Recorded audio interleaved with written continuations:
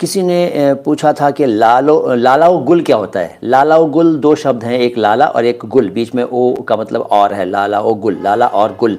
लाला किसे कहते हैं, गुल किसे कहते हैं। लाला कहते हैं ट्यूलिप को। ट्यूलिप होता है ना, एक किस्म का फूल है ट्यूलिप।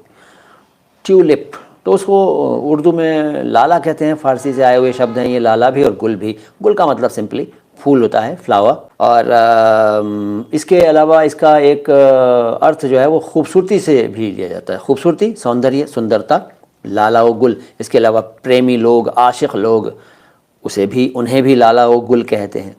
और मोहर, किसी ने पूछा था कि भाई मोहर क्या होता है, तो भैया मोहर तो बड़ी सिंपल सी चीज़ है यार। मोहर का मतलब होता है सील, स्टैम्प, अंगूठी, निशानी, मोहर। ठीक, मोहर सिंपल। फिर क़ुरबत, हिंदी में का के नीचे नुक्ता। क़ुरबत क्या होता है? क़ुरबत का मतलब होता है निकटता, नज़दीकी, क़ुर्ब, समीपता, सामीप्य।